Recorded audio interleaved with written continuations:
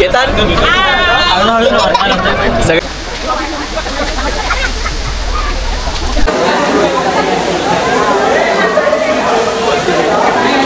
ही मी second line थोडी adjust केलं आहे. कसं हा एक वर्ड आहे. मी म्हटल्यावर काही आठवलं.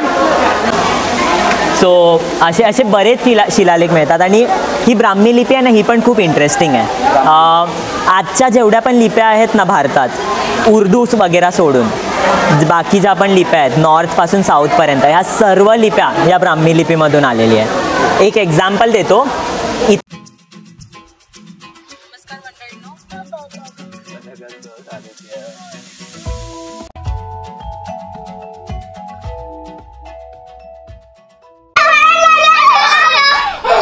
हॅलो, तुम्हाला ट्रायल भेटला ना.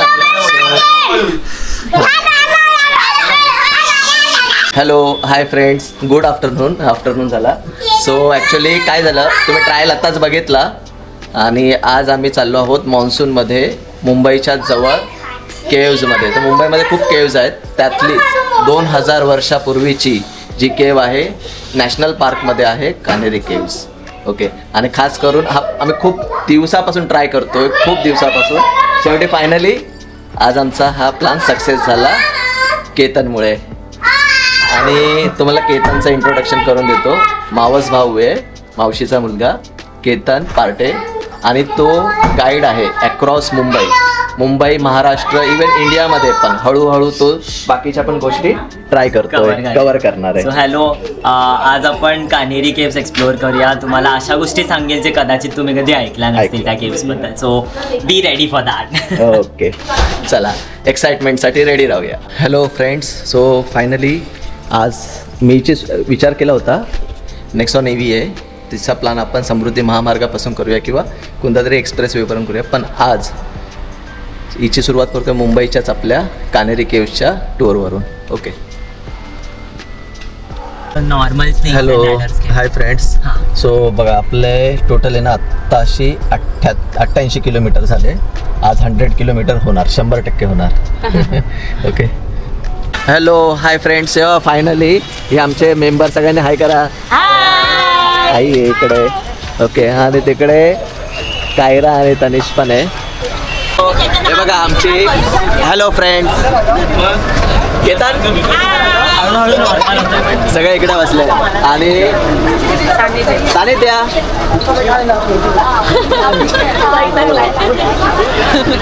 हे काय करते. आणि अवनी आणि आई इकडे. आमची पावसाळीच पिकनिक झाली आणि अवनी कुडकुडायला लागली. बसलाय तर बसू दे. हां बोल. ऑफ रोडिंग बोला. काय बोल. Sponsored by so we are in a joy ride sponsored by BMC. जब आप आओगे आपको समझेगा ऐसा क्यों बोला. तुला काय कळलं, हसायला लागले. दिसला लेपर्ड दिसला. नदी. हां, ही नदी भरली ना की रस्ता बंद होता.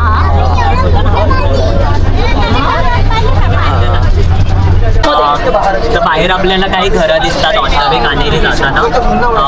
ते आदिवासी हॅमलेट्स आहेत, आदिवासी पाडा आपण म्हणतो. त्या पाड्यात लोक वर्षानुवर्ष राहतात. फक्त त्यांना या पार्कमध्ये राहायला अलाउड आहे. त्याऐवजी कोणीही इथे प्रॉपर्टी घेऊ नाही शकत किंवा इवन बियॉन्ड 530 नाही राहू शकत. So it's that strict. पण आता नाही मारणार कोणी. दे मला दाखव, मी ट्राय करतो. फुल खा तर पूर्ण खा आणि टेस्ट कशी आहे सांग. आंबट आहे. घे चांगलं आहे आणि खा. टेस्टला तेव्हा आंबट खाणार आहेत ना. हे बघ, आंबाडी ऐकलंय कधी. आंबाडी. हा. ह्याची चटणी वगैरे बनते. पण तू तिथून ऐक ना, धुवून खा. ऐक ना, पण तू तिथून घे. काय दाखवलेले मस्त आहे, पण टेस्टला चांगले आहे. आंबाड्याची भाजी ना. आंबाडी.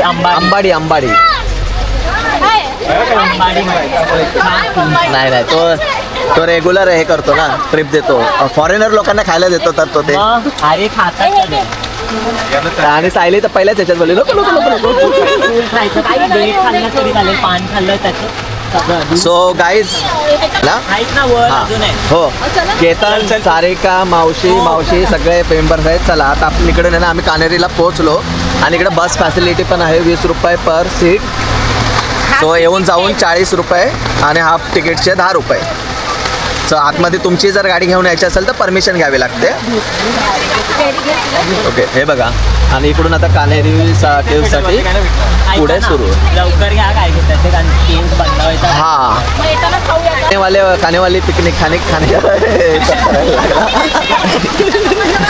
तो है खाना गर्मा गर्म. कौन या थांब, मी ना अख्खून येतो. हां, थांब ना, बस आहे. ॲक्च्युली पावसामुळे काय झालं आहे, थोडीशी गडबड झाली पावसामुळे, म्हणून. नाहीतर मग पावसामुळे आता हे सगळं झालं.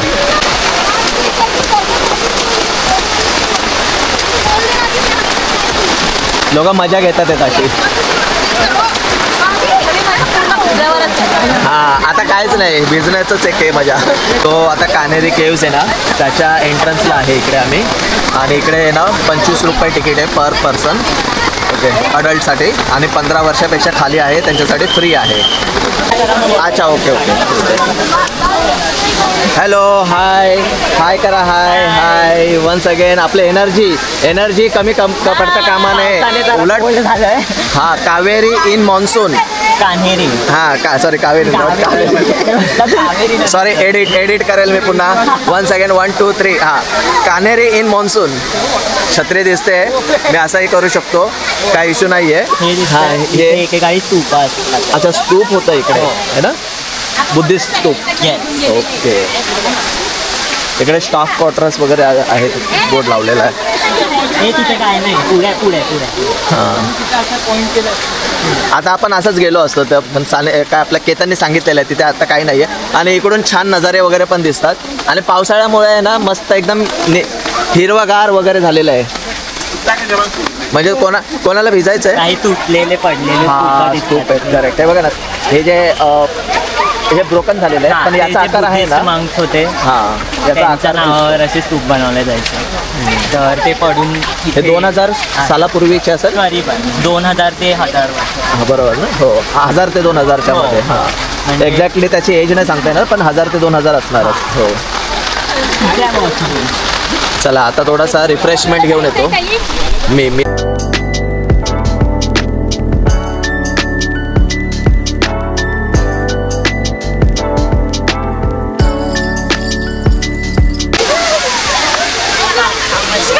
इकडे थांबायचं ना. पुढे त्या केव्ह मध्ये जाऊया, आत बसूया. इथे पण केव्ह आहे. हां, हे बंद आहे.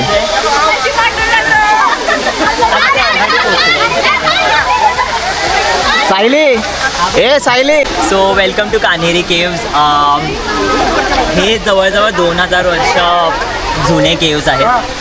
फर्स्ट सेंचुरीपासून आपल्याला इथे कन्स्ट्रक्शन दिसतं. ते अप अंटील 9-10 सेंचुरीपर्यंत चालू आहे. म्हणजे जवळजवळ 1000 वर्षांपर्यंत इथे भिक्षू राहत होते. तर दिस इज प्रीडॉमिनेंटली अ बुद्धिस्ट केव्ह. म्हणजे इथे बौद्ध धर्माचं प्रसारण व्हायचं. त्यात काय म्हणतात, त्याचे फॉलोअर्स वगैरे इथे येत होते. आणि ते आपल्याला कसं माहिती आहे, तिथे खूप सारे इन्स्क्रिप्शन्स सापडतात आपल्याला. इन्स्क्रिप्शन्स काय म्हणजे एखाद्याने काही डोनेट केलं तर त्यांनी त्यांच्या नावाचं लिहून गेलेत की या माणसाने तो XYZ जागेवरून आलेला आणि त्यांनी हे डोनेशन केलं आहे. ठीक आहे. सो आपण हे केव्स बघूया आज. आपल्या समोर ही जी केव्ह दिसते ती एक अर्धी बनवलेली केव्ह आहे. हाफ फिनिश्ड केव्ह आहे. ती जर पूर्ण झाली असती तर अख्ख्या महाराष्ट्रात सर्वात मोठी चैत्यगृह झालं असतं. तर बुद्धिस्ट लेणीमध्ये आपल्याला 2 प्रकारचे बिल्डिंग्स दिसतात. एक तर चैत्यगृह जिथे प्रेयर होतात आणि दुसरं म्हणजे विहार म्हणजे ते बसतात. विहार करणे म्हणजे राहणे. तर ते भिक्षू तिथे राहायचे. आता का राहायचे, कारण एक लॉ होता. जसं तुम्ही एखाद्या कंट्रीमध्ये राहता तर तुम्हाला लॉ फॉलो करावा लागतो, बरोबर. तसंच एखाद्या धर्माशी जर तुम्ही संबंधित आहात तर तुम्हाला पण काही गोष्टी फॉलो कराव्या लागतात.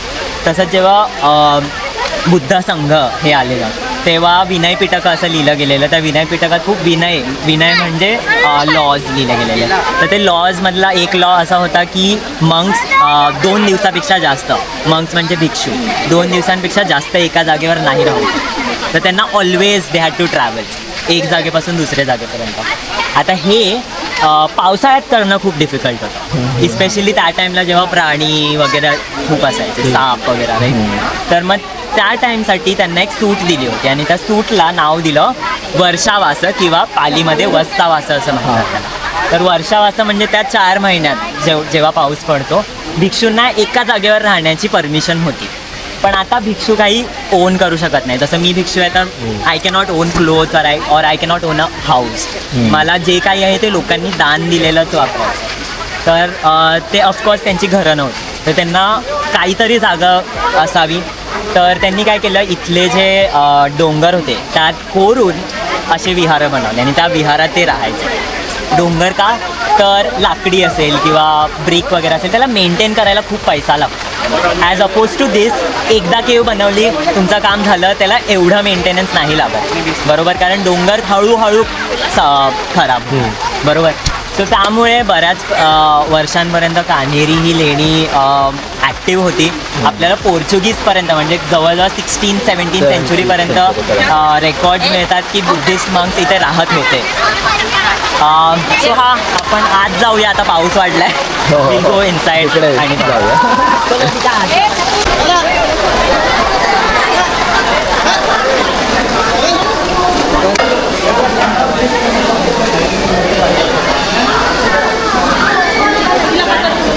माझा आवाज अरे तुला माईक होत आहे ना, माईक आहे ना. सो आता आपण केव नंबर 2 मध्ये आहोत. आता एक जनरल रूल आहे इथे, केव नंबर 1 म्हणजे जुनी आणि 2 म्हणजे नवीन असं काही नाही आहे. ती आपल्याला जशी दिसते तसे त्याचे नंबरिंग दिले. सो केव नंबर 2 मध्ये आपल्याला बरंच काही बघायला मिळतं. सगळ्यात आधी तुम्हाला इथे बघायला तर एक स्तूप आहे, ठीक आहे. त्या स्तूपवरती ज्यांची हाईट असेल त्यांना दिसेल वरतून एक होल आहे. त्या होलमध्ये काय केलं जायचं, जेव्हा एखादा भिक्षू निर्वाण प्राप्ती करतो तर त्याला जाळलं जायचं आणि त्या भिक्षूचे ॲशेस म्हणा किंवा ते काय म्हणतो अस्थी किंवा त्यांचे काही गोष्टी असतील जसे नाणी म्हणा, कपडे म्हणा, काय म्हणतो आपण पात्र, भिक्षापात्र असतात ते त्यात ठेवले जायचे त्यांची आठवण म्हणून, ठीक आहे. सो असे बरेच तुम्हाला स्तूप मिळतील. स्तूपांचे पण वेगवेगळे प्रकार असतात. प्रत्येक स्तूपावरती तो होल नसतो, कारण काही स्तूप फक्त असेच एखाद्याच्या स्मरणार्थ बनवलेले असतात, त्यात त्यांचे काही रिमेन्स नसतात, ठीक आहे. ते आहे. त्याऐवजी तुम्हाला बुद्धांच्या खूप साऱ्या मूर्त्या दिसतील. या मूर्त्या या केवमध्ये नंतर ॲड केल्या गेल्यात, कारण जर तुम्ही स्तूप बघाल ना तो खूप प्लेन आणि सिम्पल आहे, ठीक आहे. बौद्ध धर्मात हीनयानं, महायानं, वज्रयानं या गोष्टी माहिती असतील ना तुम्हाला. तर हीनयानं म्हणजे थेरवाद. जर थेरवाद म्हणतात ती लोक कधीच आयडल वर्शिपमध्ये बिलीव्ह नाही करत, म्हणजे बुद्धाच्या मूर्तीची कधीच पूजा नाही करत ती लोक, पण महायानं करतात. तर ते जे तुम्हाला दिसतंय ते जेव्हा महायानं इन्फ्लुएन्स इथे आलं तेव्हा ते नंतर ॲड केले गेले. जर ते केवमध्ये ऑलरेडी असते ना तर त्या मूर्त्या केवच्या अशा बाहेर आल्या असत्या. तर एक जनरल रूल आहे, जेव्हा हे केव बनवले जातात ना, ज्या गोष्टी केवचा पार्ट आहे ते नेहमी बाहेर असणार आणि ज्या गोष्टी नंतर ॲड केल्यात ना त्यांना असं एक आत कोरले गेलेले असणार. सो हे सर्व नंतर ॲड केलेले, त्यात तुम्हाला ते 8 प्रकारचे बुद्ध वगैरे दिसतील जे वज्रयान बुद्धिझममध्ये जास्त दिसतं. त्याऐवजी आपल्याला केव्जमध्ये इस्पेशली कान्हेरीमध्ये एक खूप इंटरेस्टिंग गोष्ट भेटते ज्याला आपण इन्स्क्रिप्शन्स असं म्हणतो. इन्स्क्रिप्शन्सला मराठीत शिलालेख असं म्हटलं जातं. तर शिलालेख म्हणजे काय, शिलांवर, दगडांवर कोरलेल्या गोष्टी, लेख बरोबर. सो आपल्याला एक इथे शिलालेख दिसतंय, कदाचित तुम्हाला नाही दिसणार कारण तुमची कसं ट्रेंड नाही आहे ताईस बरोबर, पण हळूहळू तुम्ही थोडा वेळ बघत राहाल ना तर तुम्हाला ते दिसेल हळूहळू. एवढी जागा पॉलिश केलेली आहे, एवढी जागा पॉलिश केलेली आहे आणि इथे काही गोष्टी लिहिलेल्या आहेत, ठीक आहे. आपण एक क्विक रीडिंग घेऊया. माझी बॅग आहे ना, हां हे खोल, ही नाही ही वाली, ठीक आहे. जसं आपण म्हणतो ब्राह्मी लिपी, समजा मी तुम्हाला एक मेसेज पाठवतो आहे व्हॉट्सॲपवरती, मी म्हटलं कुठे आहेस, पण मी कुठे असं नाही लिहित आहे, मी KUTHE असं लिहितो आहे बरोबर. तर मी भाषा ही मराठी वापरतो आहे, पण लिपी मी रोमन किंवा लॅटिन लिपी वापरतो आहे. के वगैरे ती लॅटिन लिपी आहे बरोबर. तसंच ही जी लिपी दिसते आहे ना ती ब्राह्मी लिपी आहे, पण भाषा जी वापरली गेली ती महाराष्ट्री प्राकृत आहे. आता महाराष्ट्री प्राकृत म्हणजे मराठीची आजीची आजी असं म्हणू शकतो, पणजी वगैरे अशी काहीतरी, ठीक आहे. सो महाराष्ट्री प्राकृतमधून आपली मराठी आले. तर आता थोडं ह्याला वाचण्याचा प्रयत्न करूया. जर तुम्ही एक थोडं क्लोजली बघाल ना, इथे तुम्हाला एक उलटा स्वास्तिक दिसेल. येस, सो हा उलटा स्वास्तिक असा आहे. आता हे स्वास्तिक म्हणजे काही रिलिजियस निशाणी नाही आहे. शिलालेखांमध्ये स्वास्तिक युजली सेंटेन्स इथून चालू होतोय किंवा सेंटेन्स इथे संपतोय हे दाखवण्यासाठी वापरला जायचा. तर आपल्याला हा दिसतो. आता इथून आपला शिलालेख खरं तर सुरू होतो. तर शिलालेखात सर्वात आधी तुम्हाला एक मॅथ्समध्ये कधी परपेंडिक्युलर साईन असते ती तशी एक आहे आणि एक वरती अशी मात्रा आहे. तर ही जी परपेंडिक्युलर साईन आहे ना, ते न आहे, न आपल्या नळातला न, आणि त्याच्यावरती जो डॅश दिसतोय ना, तो डॅश आची मात्रा आहे. जसं आपण आता पण टाकतो ना, एक डॅश टाकला की कचा का झाला तसं. तर हे ना आहे. ठीक आहे. तसंच मी पुढे थोडं लिहून दाखवतो. पुढे आपल्याला एक असं दिसेल. ह्याला खाली थोडी अशी पूछ आहे.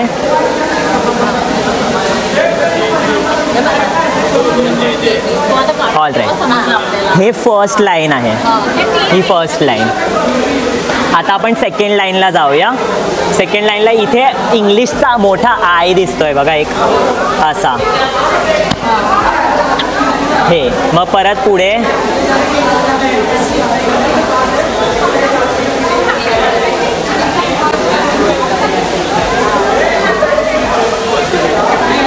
ही मी सेकंड लाईन थोडी ॲडजस्ट केलं आहे, पण हे असं लिहिलं आहे तिथे. आता ह्याला कसं रीड करणार, ह्याचं एक आहे, ह्यात स्पेस नसतो. म्हणजे मी जर लिहितोय तू कुठे चालला आहेस, तर मी तू कुठे चालला आहे असं डायरेक्ट लिहिणार. तू मग स्पेस, मग कुठे, मग स्पेस असं नाही टाकणार. तर यात कुठे आपल्याला स्पेस ही कॉन्सेप्टच नाही दिसत. तुम्हाला जर ही भाषा माहीत असेल तरच तुम्ही हा शिलालेख वाचू शकता. अदरवाईज तुमच्यासाठी ते काला अक्षर भैंस बराबर. सो हा आहे ना. ठीक आहे. तसंच नासिक कस हा एक वर्ड आहे. मी म्हटल्यावर काही आठवलं? काय आठवलं? मी काय आठवलं? पण नाशिक, नाशिक बरोबर, नाशिक बरोबर. This is a reference to Nashik. आता प्राकृतमध्ये श हा जास्त वापरला नाही जायचा, शच्या बदली स होतो. तर नासिक कस. मग पुढे एक हा आपला एक वर्ड झाला. मग पुढे एक वर्ड आहे नाकणकस. ठीक आहे, नाकणकस.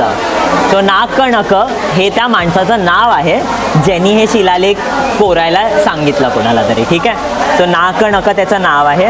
मग पुढे लिहिले सत, देय, धम्म. हे 3 शब्द आहेत. सत, देय, धम्म. देय म्हणजे देणे आणि धम्म म्हणजे धर्मासाठी देणे.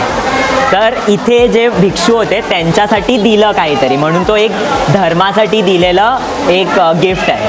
आणि सत म्हणजे जिथे भंडारा केला जातो किंवा आपण काय म्हणतो, जसं आपण शिर्डीला वगैरे जातो तिथे एक जेवणाची एक वेगळी जागा आहे. हां तसं. तर हा जो अख्खा तुम्हाला केव दिसतोय, कदाचित त्या टाईमला इथे लोक चैत्यगृहातून यायचे आणि इथे जेवण करायचे. सो नाकणक हा नाशिकवरून आलेला माणूस, म्हणजे विचार करा, नाशिकवरून तिथे त्या काळात आलेला आहे, त्याने हे इथे डोनेट केलं. सो या शिलालेखांमुळे आपल्याला इथे खूप माहिती मिळते. जर हे शिलालेख नसते तर कदाचित आपल्याला कान्हेरीबद्दल जेवढी माहिती आहे त्याची कदाचित 10 ते 20% माहिती असते. सो असे बरेच शिलालेख मिळतात. आणि ही ब्राह्मी लिपी आहे ना, ही पण खूप इंटरेस्टिंग आहे. आजच्या जेवढ्या पण लिप्या आहेत ना भारतात, उर्दू वगैरे सोडून बाकी ज्या पण लिप्या आहेत नॉर्थपासून साऊथपर्यंत, ह्या सर्व लिप्या या ब्राह्मी लिपीमधून आलेली आहे. एक एक्झाम्पल देतो. इथला क जो दिसतो ना आपल्याला, तो क असा लिहिला आहे. ठीक आहे. हा थोडा लेटर आहे. इनिशियली म्हणजे जेव्हा ही लिपी आपल्याला वाचता येते तेव्हापासून क ला असं प्लस साईनमध्ये असं लिहिलं जायचं. आता ह्या कचा आपला क कसा झाला, तर हळूहळू म्हणजे 100 वर्ष 1000 वर्ष होत होत गेले.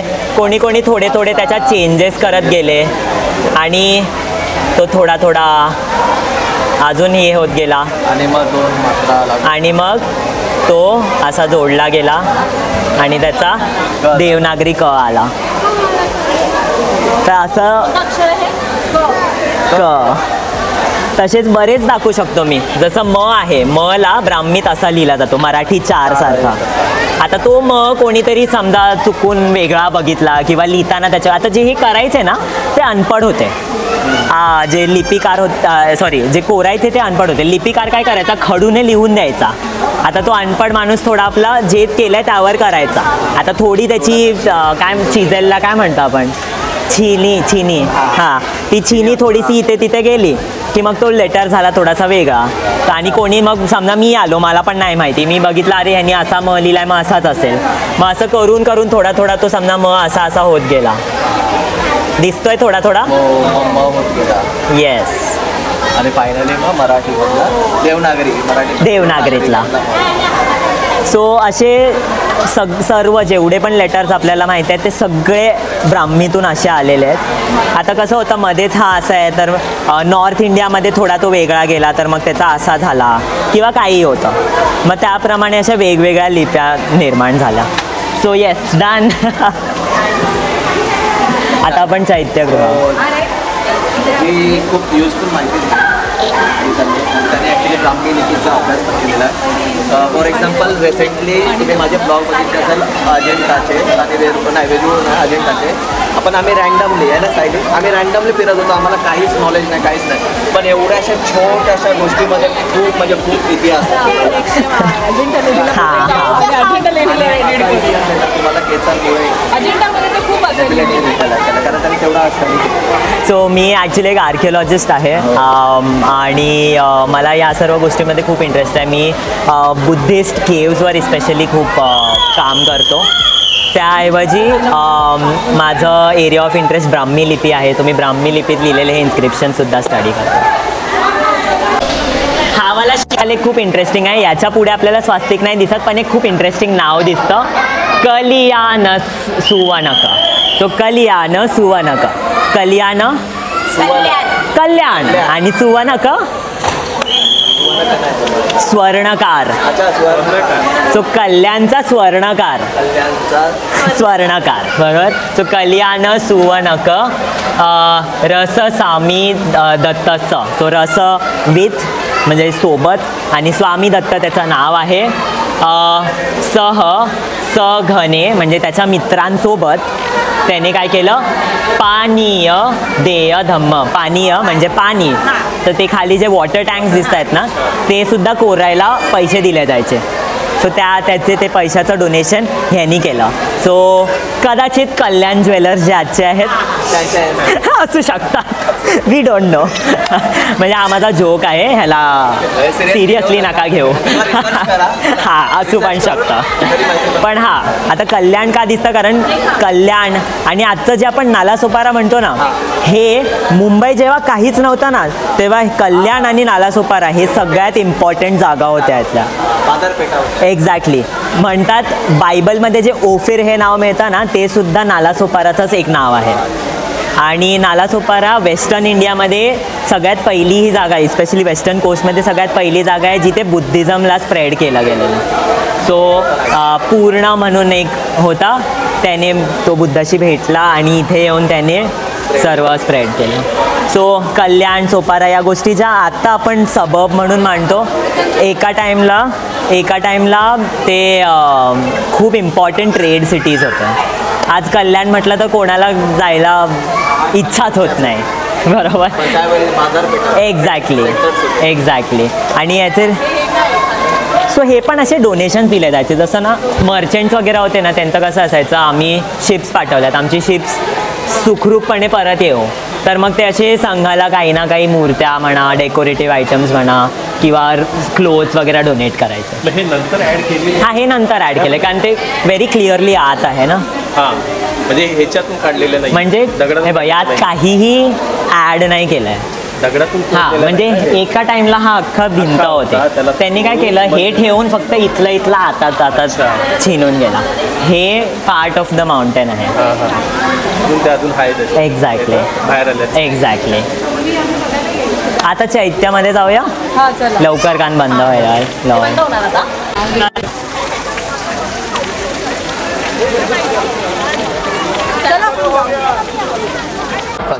अच्छा, ओके. सो आपण केव नंबर 3 म्हणजे चैत्य केवमध्ये आहोत, जिथे मोस्टली याला प्रेयर हॉल असं म्हटलं जातं. इथे प्रेयर्स, संगायन म्हणा, उपवासाच्या दिवशी जे स्पेशल प्रेयर्स असतात ते सर्व इथे व्हायचे एका टाईमला. एक्झॅक्टली. आणि तिथे वर तुम्ही बघाल तर एक छोटासा ब्लॉक वरती येतोय, त्यावरून तो त्या काळातला लाकडाचा तुकडा आहे. म्हणजे या स्तूपाच्या वरती तो एक होल दिसतोय, तिथून वरपर्यंत एक छत्री असायची, लाकडी छत्री. ती कधी कधी 3 लेयर्सची असायची, कधी 1 लेयरची असायची. सो बेसिकली 3 लेयर्सची यासाठी की बुद्ध, संघ आणि धम्म या 3 गोष्टी रिप्रेझेंट करतात. सो युजली 3 लेयर्ड छत्री अशी दिसायची. याऐवजी आपल्याला बऱ्याच अजून गोष्टी दिसतात. जसं तुम्ही हा पिलर पाहाल, त्यावर एक हत्तीवर बसलेला माणूस दिसेल. त्या माणसाने ज्या प्रकारची टोपी घातली ना, त्या प्रकारची माणसं आपल्याला फक्त मेसोपोटेमिया म्हणजे आजचं इराण, इराक या तो पट्टा आहे, त्या मिडल ईस्टचा पट्टा आहे, तिथली लोक तसे टोपी घालतात. म्हणजे आपले त्या लोकांसोबत त्या टाइमला ट्रेड रिलेशन्स होते. आणि इथे कोरीव काम करणाऱ्या लोकांनी त्यांना पाहिलेलं किंवा कोणीतरी येऊन त्यांना त्यांचं डिस्क्रिप्शन देत होतं, हे आपल्याला माहिती आहे. अदर दॅन दिस, जर तुम्ही हा 2nd पिलर बघितला इथून, त्यावरती एक झाड दिसेल तुम्हाला बनवलेलं. ते झाड बेसिकली बोधिवृक्ष आहे. आणि त्याच्या खाली तुम्हाला पुस्तक सारखं दिसतं, म्हणजे पुस्तक नाही आहे, ॲक्च्युली बुद्धपद म्हणजे बुद्धांच्या पायाचे ठसे असं आहे. All right. सो असे बरेच रेफरन्सेस आपल्याला दिसतात. तुम्ही जर कार्ला लेणी किंवा कोणत्याही लेणीत जर तुम्हाला असे अतिशय मोठे असे चैत्यगृह दिसतील. हो, कार्ला लेणीला आहेत, अजंठेला पण आहे, बुद्ध लेणी नंबर 2 मध्ये आहे. एक्झॅक्टली. सो डन बाहेर आता. नमो बुद्धाय. आता लोकांच्या आवाजात तो मिक्स होतोय. तू एकटा असशील ना. सो फायनली थोडासा रिलॅक्सेशन साठी थांबलो. फोटो सेशन साठी चालू आहे. फोटो सेशन रिलॅक्सेशन साठी थांबलो. हे बघ गाईज, मित्रांनो, हे बघ दुकानची चादर पसरली एकदम.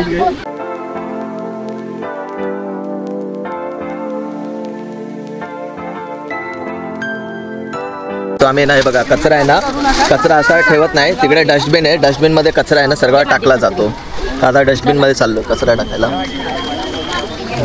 आणि ना डस्टबिन पण युनिक आहे, तुम्हाला दाखवतो डस्टबिन कसा आहे.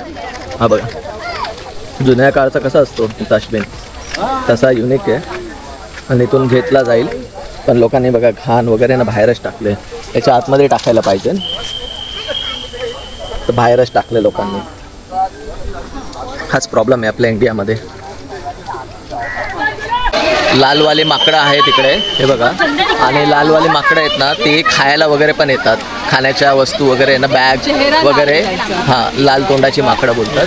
आणि ते वस्तू वगैरे घ्यायला डायरेक्ट अटॅक करतात, तर त्यांच्यापासून सावधान राहा. तर लोकांचं हॅलो मित्रांनो, हे बघा आतमध्ये खेकडा दिसतोय तुम्हाला. आम्ही ना इथून ट्रॅप लावला होता. ॲक्च्युली तिकडे खेकडे होते, एक खेकडा गेला असा आतमध्ये. हे बघा, crazy about fishing and cooking झाला इथे. एवढ्याचं काय कुकिंग करणार, हे बघा जेवण. सो अशा पद्धतीने आम्ही आहे ना, आमचा ॲक्च्युली तो ट्रेकच कम्प्लीट झाला. आणि आता पेट पूजा करतोय, खाना पिना करतोय, 1 डे पिकनिक. तर हे तर पकडलेलं.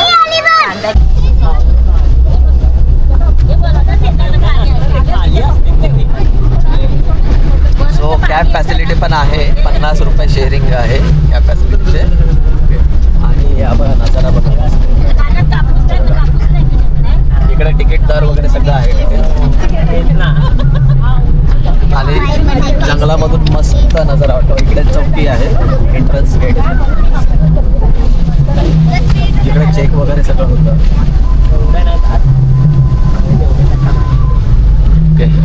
सो आजचा दिवस छान गेला असा. निसर्गामध्ये ऑक्सिजन लेवल हाय, सगळीकडे ऑक्सिजन होतं असं.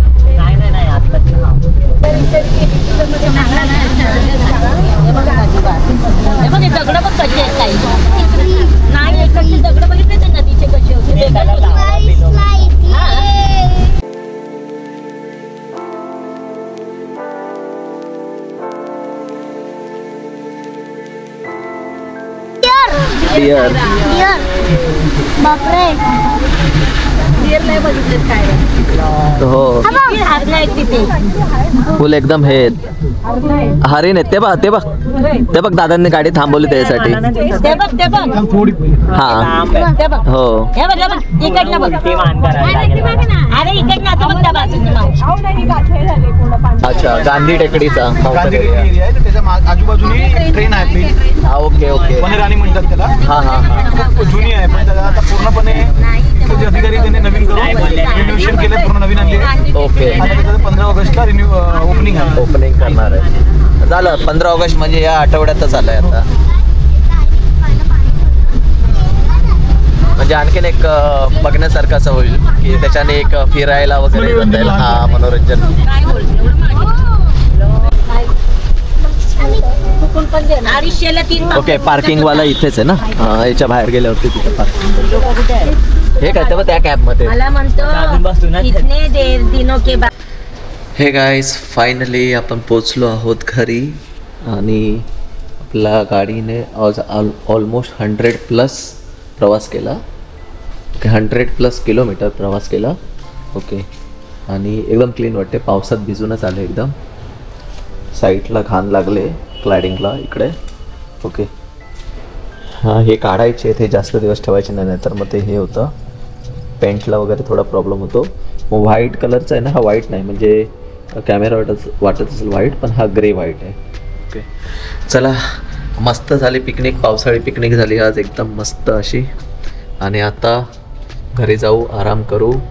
ओके आणि नेक्स्ट टाईम पुन्हा नवीन पिकनिकसाठी ट्राय करूया. आणि मी तुम्हाला ना रेंज टेस्ट पण देईल. समृद्धी महामार्ग किंवा मुंबई पुणे एक्सप्रेसवे या 2 गोष्टींसाठी ट्राय चालू आहे. सो वीकेंड आला ना तर डेफिनेटली लागोपाठ सुट्ट्या येतील त्यावेळी पण प्रयत्न करणार. ओके चला.